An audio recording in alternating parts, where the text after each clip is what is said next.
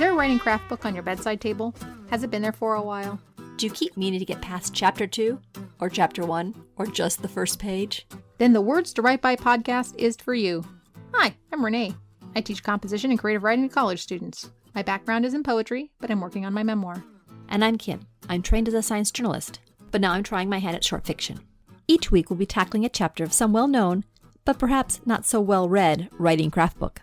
Together, we'll uncover brilliant insights, face the hard truths, and totally disagree when the author is wrong. This is our podcast, after all.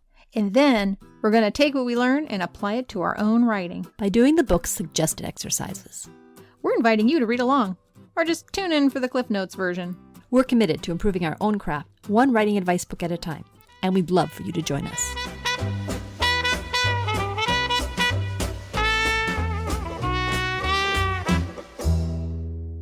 Hello and welcome to the podcast. Hey, it's been a minute. We've been having a lot of fun around the holidays, and so we have not been recording, but now we are back. We are back. I went on a little trip to New Zealand, 3 weeks, 1 week too long, but I am glad to be home. Jet lag, oh my God, who knew it could last like a week? Yep. And I had a vacation, but more distracting, I have found a publisher for my new book. Huzzah! Kim got a publisher for her book! Yes. So, very, very exciting. And it's a small press called Riverfolk, and we'll see where all that goes. I'm so excited! Kim's like the boy who lived, or the girl who lived, really. Harriet Potter. Yes. We shall never escape the references, shall we? It just fits too well. It does. Although I really hate Harry Potter as an example, as longtime listeners of this podcast will know. But Kim, congratulations. It couldn't have happened to a better lady. I love you, my dear. Mm-hmm. You're amazing. And I will say that actually writing that book, I used so much of the stuff from Bickham and also from Bird by Bird. Just the craft books actually do help. What about Gardner? Well, he had that whole idea about, turning trash into art. But other than that. Yeah, right. Anyway, Kim is amazing. She did it. And, it's amazing watching her, like, from an objective point of view, dear listener. I have seen her from the moment of its creation. I remember her coming to me and saying, Renee, I went on a trip and I got this great idea. And you smiled so hard and were so supportive. No, it was a little weird, but I was like, sure, that sounds great. I'm like, maybe she'll write herself out of this. But no, there was enough there. There was so much substance, and it grew and grew. And, I've gotten to hear about it. I've gotten to read it. I've got front row seat tickets to that book. So that makes me pretty special, I like to say. So, yeah, I've seen it before it was even born. And now it's born, and I can't wait to hold it and swaddle it. And it's going to be a series. I'm entitling it Boy Bands and Dragons. Really?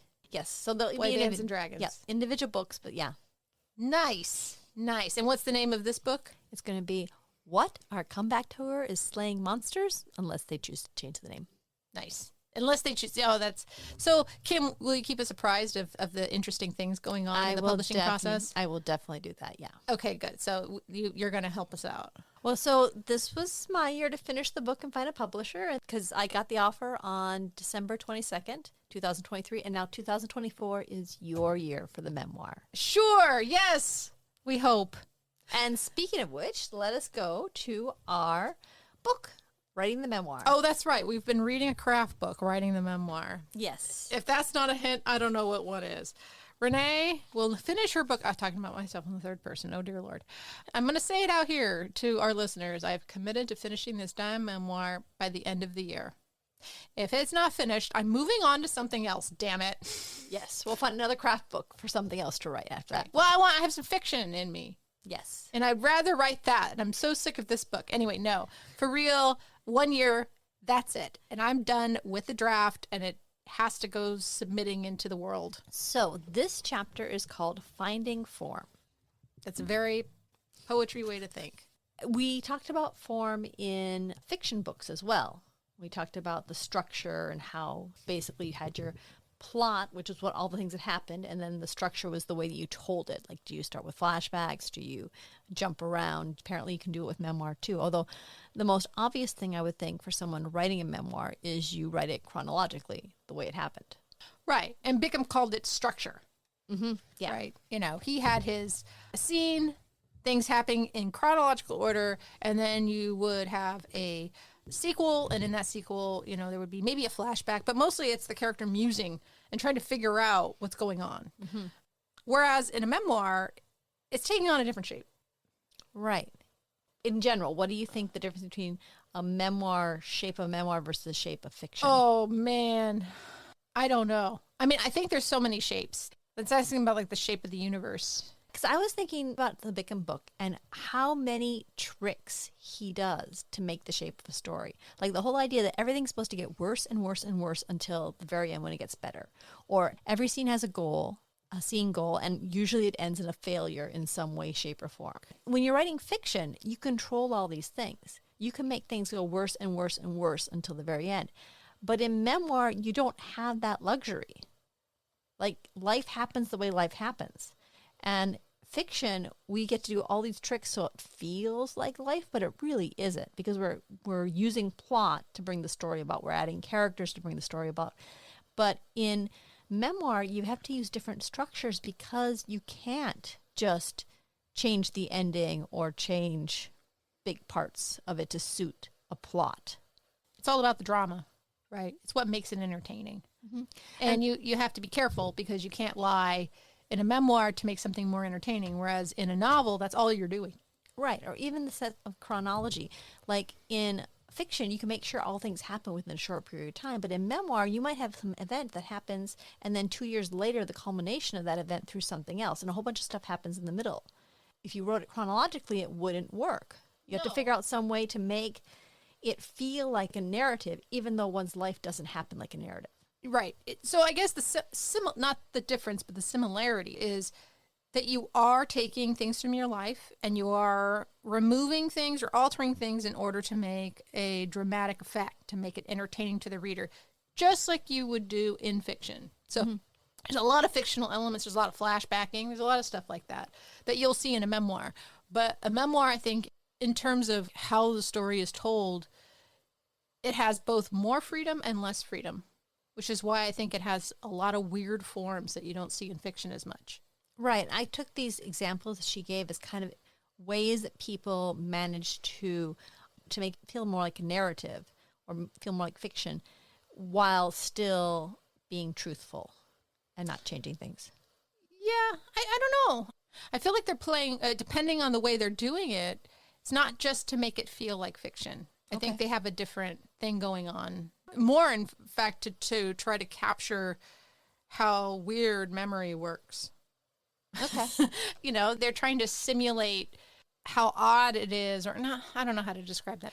I feel like memoir tries to do that. It tries to capture something going on with the person writing it in terms of either like whatever they're most fascinated about. Like, is it how memory is working?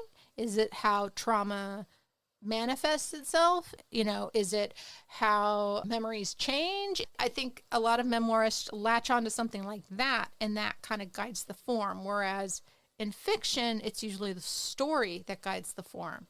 I see. Or I'm wrong. I don't know. Anyway, in this chapter, she goes over several different memoirs and talks about what sort of form they used and gives examples of how it worked. And we can talk about these, but also maybe talk about why. She didn't go as deeply into why the author may have chose that form, and just from perspective of you writing a memoir or me writing fiction, why we think they might have used those techniques. Well, real quick, first, she says in the chapter, this kind of helps lay out what she's talking about in this chapter in terms of form and why she's talking about it. She says, the form, parentheses, of memoir must actively enhance the subject matter, subtly reveal layers of meaning, and complement the shape of the story with its own pleasing structure. So essentially, if you're a memoirist and you're writing, you're going to choose a form based on those criteria. And then she has the examples, as Kim mentioned. So she starts off with some writers, memoirists, who wrote actually a series of essays. for their memoir. Each of the essays could stand on their own, but they could be linked up together. And together they formed a much bigger point. One of them, Remembering the Bone House by Nancy Mayers, as the fragmented form of essays, each concentrating on a house or houses important to my growth as a woman. So each essay is focused on one of the houses, maybe things that happened in it, things that changed for her, all these elements. And then together, you just see one house after another house to make the whole story fit. Right. And one advantage of doing this is when parts of your life overlap, obviously, probably she wasn't living in these houses at the same time, but when you're writing a memoir, you might find that there are a bunch of elements that fit together, but there are other things happening at the same time. Sometimes you have a story, or sometimes you're writing a memoir and maybe you're talking about grief or loss of something, but there are good things happening too during that time. And you want to tell that part of the story too, but it wouldn't make sense to tell it chronologically because it'd be kind of jarring. So this kind of grouping of things into sub-stories and then linking them all together allows you to pull the details together that fit for that part of the story. Right. I think it also matters on why you're telling the story. So she does emphasize in here again, theme. That is like the driving force of the memoirs. You have to have a theme. And even all of these structures, they each revolve around some kind of theme. They're just doing it differently. Okay. In the essay form, I would believe, I mean, I guess authors are doing different things, but if a memoirist or an author who wants to write memoir and do it in essay form is doing it for a reason. And it's usually to include more commentary. It gives you more freedom in a sense, because in an essay, you can bring in facts from the outside world. You're not just limited to things that happen in front of you. You can make commentary on things. You can maybe even bring your present self in more instead of just talking about a past event. You could revolve around one event. You could look at one thing that happened to you and then just kind of turn it over and over and over again into different topics, right? All revolving around the same theme. There was one I was looking up just now. I have it at home. I'm hoping I remember. I haven't read it in a long time, but it's called The Telling by Zoe Zolbrod. It's sort of about a childhood sexual abuse. So it's about that one thing, but it's an essay form. And then there's one called The Rib Cage. I forget who it's by, but it's a series of essays about being queer. That person has something to say about that experience, and they want to focus a lot on that opinion of it and the things that surround it and points they want to make more than just dramatizing The events of their life being queer. Right. Okay. I think. I could be wrong, but that's where I would go. Yeah, I could see if I had a memoir that was a series of essays, I could approach it more intellectually than I would one that was just a straight narrative. So another one, they talk about jumping around through time. Often in a memoir, the what happens is stated very clearly at the beginning. So there's no surprise. But you read the memoir to find out why that happened, the events that led up to it, the way it made the author feel. And so there's a lot of time jumping in memoir. Yeah. Not just flashbacks. Right. In fact, you'll find a lot of like ... You'll find these little asterisks or just, some spaces. Don't even read the book. You just skim through and you just look at the shape of things. You'll find a lot of memoirs will have like big gaps. There would be like 4 paragraphs, 5 paragraphs, gap. 4 or 5 paragraphs, gap. 2 paragraphs, gap. So they're leaping from point to point. And yeah, they do jump around a lot. Like The Glass Castle. Everyone's read that one, so everyone knows what I'm talking about here. That one starts at the end in the prologue, but then it does go in order. Right. It goes from her being a child all the way up. Right. So there's not a lot of time jumping. But there is an aspect, because we get introduced to her as an adult at the beginning, that she examines those events as a child, but also through her mind as an adult. Yeah, that's another issue with memoir, and I'm still kind of grappling a bit with it. The person telling the story is 2 people. Yeah. 3 people. There's the person you are now, there's the person you were then, and then there's the author. The person writing right now. 3 people, or you could say 2 people, I guess. When do you switch back and forth? And some authors do and some authors don't. Like if you read that other famous one everyone's read, Frank McCourt's Angela's Ashes, he sticks to the kid's voice. I mean, he sticks through it, and as he ages, his voice changes. I think the exercise we're going to do at the end will give us a chance to practice that a bit. Cool. So yeah, jumping through time. I liked the Vivian Gornick example, fierce attachments, where part of it is told present tense with her and her mother walking and talking, and part of it's written in past tense with things that happened in the past, and the interspersed. So you can tell immediately when you get a hold of the tense where you are in the book, time-wise. I was reading a piece in an online magazine, I think it's called just Memoir magazine.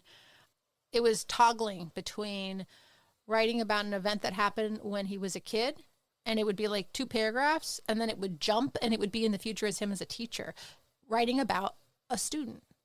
And then he would jump back to himself as a kid.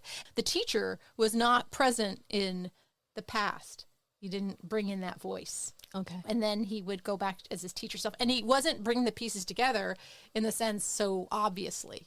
You had to keep reading it to kind of see how they were like forming together. I think we give memoirs a certain amount of freedom to do that, because it's like, when you have someone that's telling you a story, you let them tell the story the way they want to tell it. Yeah. Because it's their story. Yeah. Oh, she does mention Lucy Greeley's autobiography of a face. You read that one? I have read that one. I read that one in grad school. It is really good. It is really disturbing. Lucy Greeley, whew, that book, man. What is it about?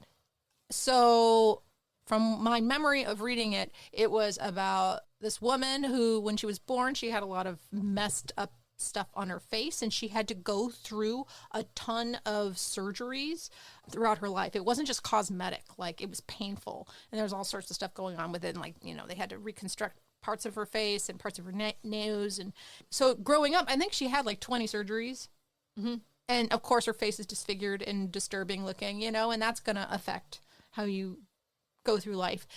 In the end, she ended up getting hooked on heroin, partly because of all the drugs she was on, the medications and opioids she was probably taking for the pain. And so she just switched over to heroin.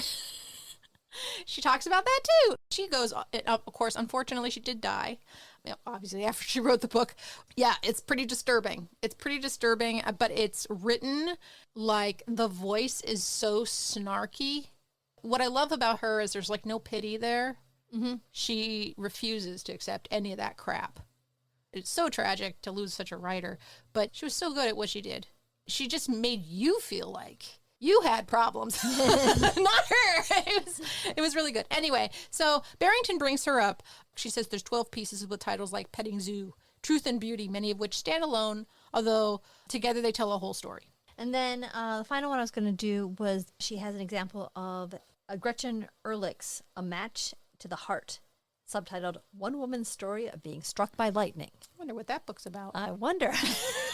And her comment is that in this book, there's both the experience of what happened to her with the lightning, but also there's a bunch of science behind it, and it's interwoven. And that is a technique where I think part of it is to expand the story a little bit, because, that could probably be a very short novella unless there are other things that are happening to you. But when your focus is being struck by lightning, it's a very immediate event with immediate results. So the book is made larger with all these elements of science.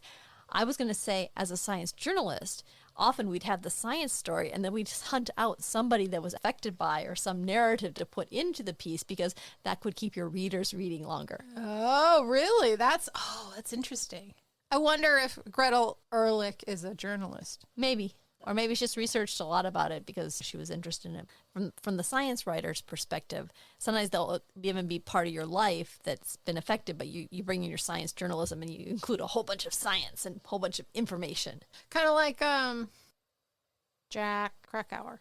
Have you heard of him? He wrote that one about that kid who went to Alaska and died into the wild. Okay. And he wrote Missoula about a bunch of rapes on campus.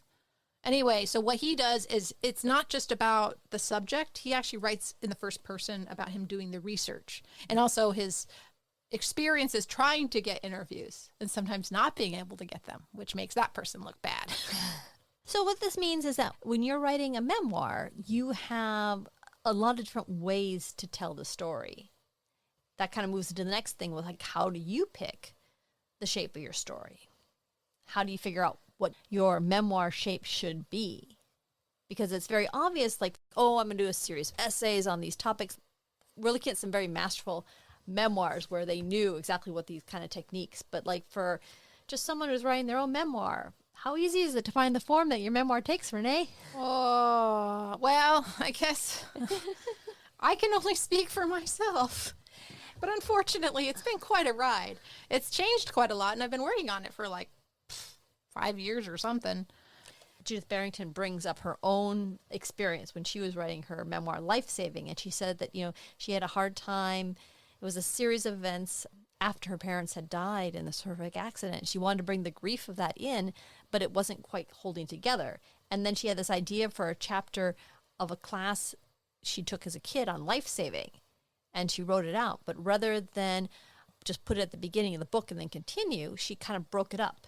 And each chapter got a bit of this other chapter interspersed. What she said was, as I cut the life-saving section into short pieces of a few sentences each and placed them between stories, I was astonished to find that several of them related directly to the stories that followed or preceded them. My book had found its form, at least for the time being, but as often is the case, my satisfaction was premature. So she used that format to write the book and to keep it together and to give it form. And then in the end, she discovered that each of those chapters addressed those ideas. So she took out the life-saving chapter in the end, or she included it in the very end of her book. Yeah, but it helped her get there. Helped her figure out what the shape would be. What she's saying here is you're not going to know what your form is. Some people do, but some people don't. And she says sometimes clues about form emerge as your material begins to take shape. The words may start to fall into a pattern or follow a rhythm. And then she says, which is not heartening, she says, relying on blind faith that sooner or later it will appear. and that is not fun. A lot of bumping around in the dark. Yeah. And so if you're writing a memoir, here's some advice I thought was helpful. She says some memoirs have begun as letters to the author's children, as extended journals, collections of photographs, or as poems. And then she said that her book started as, quote, Poetry and Prejudice, a 17-page memoir, as a narrative poem, one which grew longer and longer but never satisfied my need to speculate about the events it describes. So then it became a memoir. Right. Your memoir started as some poetry too, didn't it? It did. It was a memoir in verse. It started out very experimental. I could read a bit if you want, but I don't have to. But a lot of it's been not trashed, but pretty trashed. Like a lot of it I just don't use. I've got hundreds upon hundreds of pages that I just am not using. Well, part of it is me trying to figure out how to write memoir because it's a whole new genre. And I did put all my eggs in the poetry basket. Many, many, many years just focused on poetry. And then I switched my genre. One thing you could take from this chapter is that form can have both an effect on the final product, but also on getting you to write the actual book in the first place. There are ideas and forms that will help you just get the words out and get the stories out. And then there's another stage where you look at what you have and you craft it into a memoir. And that might involve cutting things out or rearranging stuff or moving stuff around. It's kind of the stage where you're at because you've got the whole story. Yeah. The evolution of my book was first it was a memoir in verse, and I wrote a lot of it. And it was very snarky. It was prose poetry, a lot of leaps, a lot of bounds. And then I got some feedback on it, paid a professional to give me some feedback. And with their guidance, I ended up writing more of a straight up chapter. And they said, hey, I know you like this other stuff, but what you just write is really good. And I was like, damn it. Okay, so then I realized, no, I have to maybe change my idea. So I started writing more like chapters. Then the subject matter started bogging me down because I was taking on too big of a scope. Now, there are a lot of coming-of-age memoirs. It's not like my scope of timeline was even that bad. Like, it was a long period, but a lot of people write from when they're a kid all the way through up growing up. It's coming-of-age memoir. It took me a long time to realize I have too much going on in my childhood, and I either need to focus on maybe a few of those things or not cover such a large timeline. So I started thinking of ways to maybe cut around that. I started thinking, well, can I experiment a little bit? And, do I use photographs? Maybe I tried using like a photo album and I thought, okay, that's getting a little cliche. I realized that wasn't going to work very quickly. Then I started trying to like focus each chapter on a different relative. I'm like, okay, maybe each chapter is just a different person. Can be essays then, like each one could sort of stand by its own, but it all would fill together to give a portrait of Renee. Yeah, and it wouldn't so much be an essay. It would still be more like telling a story about this person, but that story would be a stand-in for who this person was and my relationship to them and how I became who I was. And then they would all add up into the end. And that might actually take shape someday, maybe. But then I abandoned that because I decided to cut all of those characters out. Now, keep in mind, dear listener, this has been going on for like 5 years, okay? So I've been changing my mind. So now the focus even changed, and now it is no longer a coming-of-age memoir so much. It's about my mother's death because my mom died about year 3 or 4 into writing this book, and a lot of the material I already wrote is not going to work anymore, and I decided this is the book I want to write to make the statements I want to make. And so now, hopefully, final shape, it focuses on my mom dying, that present self of the person in the book, dealing with my mother's death in the sense that I'm watching her die in the hospital. So a lot of the scenes take place in a hospital. And then based on our conversations or based on things that happen in the hospital, they kind of take me back. And then I think of things in the past as me and my mother grapple in a relationship, trying to figure things out before she's gone. So now it's no longer just a coming-of-age book. It is a mother-daughter relationship memoir, which there's a whole genre of those. Absolutely. I think the other thing this teaches us is that when you've got a form that seems to be working for your memoir, you should write as much as you can, as fast as you can, and get it down, because if you put it aside and come back to it, you may have discovered a different form that you like better, and then you're back to the drawing board again. Yeah, I mean, for me, part of it for me, not everybody. I am hard on myself, and I read my old stuff, and I kept looking at it going, this is not up to par. I could just tell. Maybe it was. Maybe it was good enough to get published. I'm not sure. Maybe I'll use all that old stuff later. But right now, looking at it for the story I wanted to tell, I was like, I don't have the skill yet, and I have to keep at it. And now I feel like I have a good foothold, and I feel a lot more confident. I think that also you've changed the person. That's another element when you're writing a memoir, is you yourself are changing as you go along. For fiction, my character stops at this point. I can do all these other things in my life. And maybe I'll percolate back into the story if I put it aside and start writing again. But the person you were before your mother died and you had those experiences with her in the hospital is different than the person you are now. Like, some people write multiple memoirs, but some people like, I have one memoir I really want to write. I want to write about the self, and the self is changing. So I think, honestly, it's less you improving as a writer and maybe you improving as a human. No. It might be. No, dude, it changes you. I would agree. I am a different person. I will say that one of the craziest things that happens when you write a memoir is that it opens up things you didn't expect. And they warn you about this. And I thought, no. I have written and talked shit about my family for years and written about it and gotten published in poems about it. There's nothing new to uncover. And that is not true.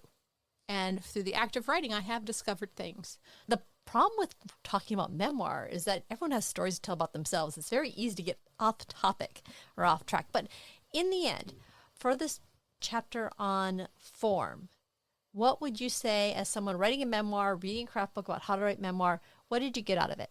This book? This chapter. This chapter. I knew a lot of this stuff already.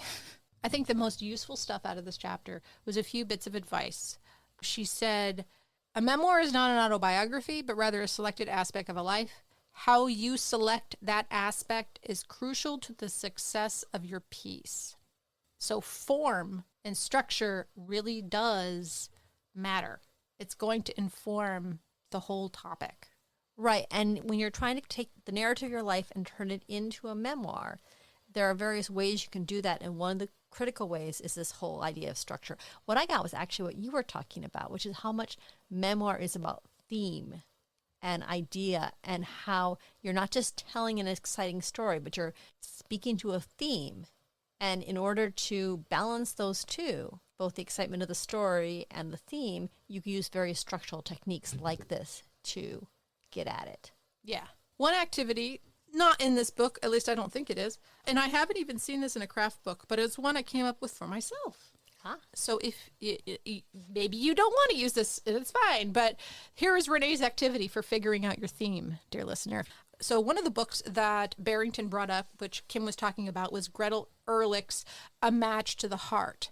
So you think, okay, it's about this woman getting struck by lightning. This is the title, but there's a subtitle. And go online, just look at memoirs on Amazon, and look and see how many have subtitles, a second title. A lot of them. You know what they're doing? They're telling you the theme. And what I try to do, or at least what I did and what I think is very helpful, is to try to subtitle your book before it's even done. And that will tell you the theme. For example, A Match to the Heart. Okay, that's nice, but then she subtitles it, One Woman's Story of Being Struck by Lightning. There you go. That's the topic, that's the theme, right? My memoir doesn't have a subtitle yet. But if I had one, Yeah. it might be One Woman's Journey Through, or I'm actually not sure.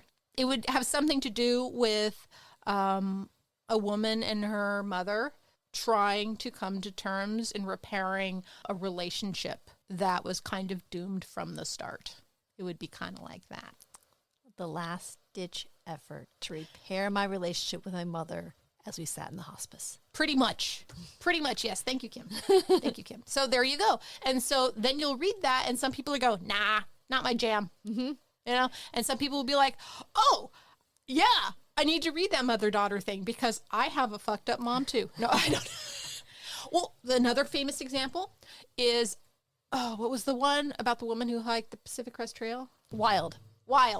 It's called Wild. That title doesn't go anywhere, right? But then there is a subtitle, and it's something like One Woman's Journey Hiking the Pacific Coast Trail, or One Woman's Healing Hiking the Pacific Coast Trail, or something like that, right? Like even that famous book, written very well, by the way, has a fucking subtitle. So I would encourage you, if you are writing a memoir, play around with some subtitles for your book. You don't have to use any of them, but if you're in that stage where you're not even sure what the theme is and you have all this writing done, try writing a bunch of subtitles. That might help you. Yeah. If I wrote a craft book, that would be an activity in my craft book. There you go. But before we continue, I just want to say, Kim, I'm talking about my book. What about you? You have to write memoir stuff. Even though you're not much of a memoirist, you said, you're going to have to write some from activities in this book. Mm-hmm. So do you have an idea of a subtitle for your book if you wrote one? No, because I don't actually have an idea what the book would be. You know, if we had the idea that we had from last podcast, which is my book would be one family's journey, or one woman's journey across the country from the Midwest to the California. Okay. Yeah. See, I would revise that subtitle because I think there's way more in it, but it's not one woman's journey. Right. From Midwestern to from Midwest to West Coast Elite. No. Pretty much. Why not? Why not? Anyway, it would have journey in it. It would have where I started, where I stopped. I think that would be an element. Besides writing the subtitle of one's book, then there's also writing the end of one's book. This is something that you haven't gotten to for your memoir yet. And she has a little bit of advice at the end of this chapter about ending your book. As a crafter of words, she says, you will want your story to have some sense of resolution, as will your reader. I mean, that's going to be hard because you don't just want to have, and I won at the end. Everything was great. Everything was fantastic. Right. She says your task is to provide a literary closure, some sense of resolution, but you don't want that like moral bow at the end. Yeah. Honestly, this is something I wouldn't worry about too much because if you manage to get to the point where you've written your memoir and you've found some structure and it's all carrying in and it looks really good, your editor is going to help you figure out the ending. I think that's a cop-out, saying, oh, well, your editor will help you finish it. I wouldn't say that. I Maybe. would think this is the hardest part of writing a memoir because your life doesn't end at a point. Like there's Right. more life that happens. And even if you're successful at something, you, the writer right now, know maybe it wasn't as successful. Like you can't just end it on, and then I made the decision to do this thing and my life went on because it's messy. Mm-hmm. She even says that. She says, the problem is that life is not usually tidy or shapely. If you were writing fiction, you would have the option to using the plot to provide resolution. But memoir doesn't allow you to manipulate events or characters into a satisfying closure. So what does that mean for your ending? Like you were saying, it's messy. Right. My advice here is that if you've got to the point where you've written the memoir and it's really good and the ending is kind of messy and you don't know where to go with it, that's fine because somebody will help you figure out how to write that ending so it fits right. I guess. I think that there's certain things that when you're writing, you can't have it be perfect all the way. And I think the ending might be something that really does catch you up because there's Maybe. not an obvious ending or you're not sure exactly where the book has to end. I do remember in a previous draft I had written, and maybe it'll be a different memoir that I write, but I actually had the ending in mind already. And it was not a triumphant, I overcame all this crap in my life. It was actually I overcame a lot of the crap, and in the end, I found myself still trapped. It wasn't a happy ending. No, doesn't sound happy at all. And I think maybe a lot of memoirs end up that way, but I think they're changing now because I think a lot of people are waking up to the fact that, Frank McCourt getting on the boat to America, yeah, one could argue that that's a great happy ending, right? Oh, he made it as if America's like perfect or something and he's finally made it here. But it's not. If I were giving anyone any advice, which I probably shouldn't because I haven't even finished my own book, but my advice would be just go to the bookstore or go to the library, open up the last chapter of like 5 very radically different memoirs and read the last chapter. How do they end it? Is it happy? Is it sad? How are they taking a life and wrapping it all up together? And maybe do what they did. Yeah. Well, anyway, so I have this idea for an exercise. So thankfully, we're not having to worry about writing the end of memoirs for an exercise. That would be a bit too overwhelming since I haven't actually written a memoir. But at the end of the chapter, there are suggestions for writing, and many of them involve bigger things. So I like the first suggestion, which is write a very short, I like the very short, not more than 2 pages, memoir about someone outside your family from your childhood. Include your perspective both as a child and as who you are now. And I like this too because it gives us a chance to try that technique you were talking about where as a memoirist, you're not just writing who you were back then, but you're writing who you are now. Let's do that. Okay, back in a moment. And we're back. Before we start, why do you think she wanted us to do this exercise? I think she wanted us to do this because memoir includes like 3 different people. It includes the author, it includes the person you were then and the person you are now. How's the author versus the person you are now different? Okay, maybe it includes 2 people. But this actually seems focused on another person completely. So we'll do yours for the main podcast and mine for the bonus podcast. How did you pick this person? it was kind of hard because we didn't know a lot of people. That I weren't guess family. Yeah. I don't know. Mom didn't make a lot of friends and grandma didn't let anyone come over. And, we just didn't know a lot of people. Mm-hmm. It was actually kind of hard. I was like actually thinking last night, I was like, what do I do?